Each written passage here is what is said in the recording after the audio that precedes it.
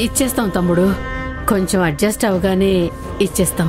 ఏంటి ఇంకా అడ్జస్ట్ అవ్వలేదా? అదంతా నాకు తెలీదు. వడ్డీతో సహా డబ్బులు తిరిగిస్తేనే నేను ఎక్కడి నుంచి కదిలేది, లేదంటే నేను ఎక్కడి నుంచి కదలను.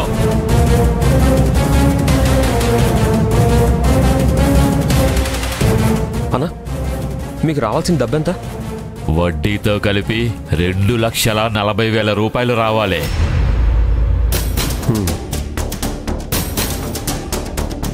అమ్మా, పెళ్లిలో చదివింపుల డబ్బు మొత్తం ఎంత వచ్చింది? 2 లక్షలు ఉన్నాయి. ఇలా ఇవ్వు. పర్లేదు, ఇవ్వమ్మా.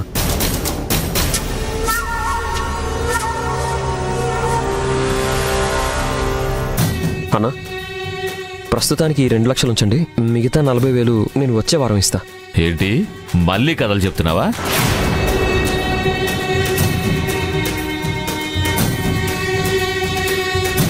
నువ్వెంతిస్తే అంత తీసుకోవడానికి రాలేదు, మొత్తం వడ్డీతో సహా వసూలు చేయడానికే నేను ఇక్కడికి వచ్చాను. ప్లీజ్, నేను చెప్పేది కొంచెం అర్థం చేసుకోండి.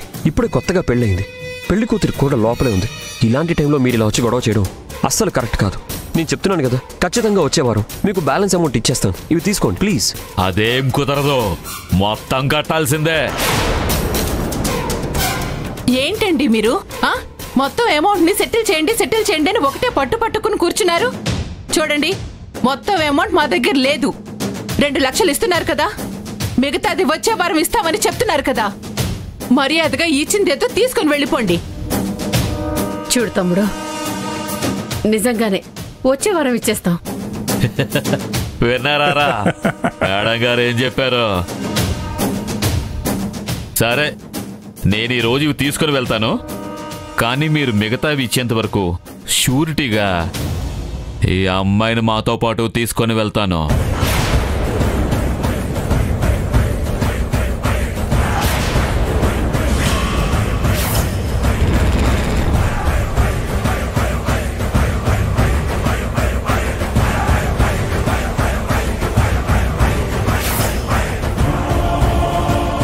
రే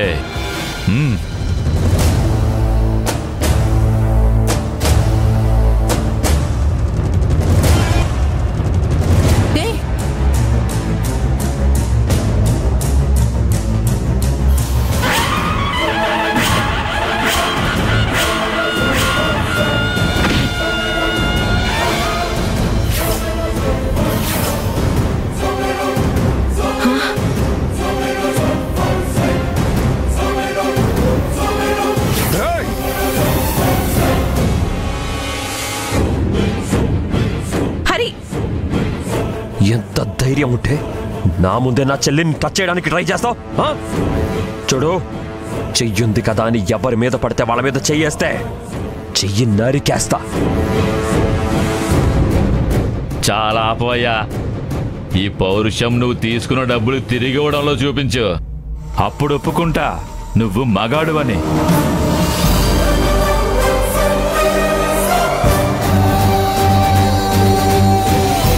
చూడండి, మీరిలా ఇంటి మీదకొచ్చి దౌర్జన్యం చేయడం ఏమీ బాగలేదు. 2 లక్షలు ఇస్తున్నాం కదా, మిగతాది ఇంకో వారం రోజుల్లో ఇస్తామన్నాం. ఎందుకు గొడవ చేస్తున్నారు? ఇలాంటి కథలు నేను చాలాసార్లు విన్నాను. ఈ రోజు మొత్తం డబ్బులు తీసుకునే ఇక్కడి నుంచి కదిలేది. చూడండి, మీ మంచికే చెప్తున్నాను, ఇక్కడి నుంచి వెళ్ళిపోండి, లేదంటే పోలీసులకి ఫోన్ చేసి పిలవాల్సి వస్తుంది.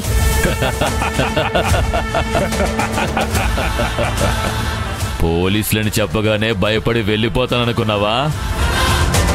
ఎవరిని పిలుస్తావో పిల్లు, అన్నిటికీ సిద్ధమయ్యే వచ్చాను. అయినా ఇంట్లో ఉన్న డబ్బుల్ని నగల్ని అవన్నీ తీసుకొని రాత్రికి రాత్రే ఎవరితోనో పారిపోయింది నువ్వే కదా. నీ వల్లనే కదా వీళ్ళు అప్పు తీసుకుంది. నోరు అదుపులో పెట్టుకుని మాట్లాడు, లేదంటే పళ్ళు రాల్తాయి. కాలు కూడా చూద్దాం. తీసుకురండి. ఏం మాట్లాడుతున్నారా?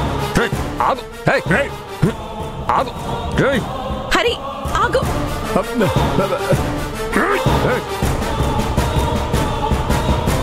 అన్నయ్య, ఆగండి ఆగండి ఆగండి ఆగండి.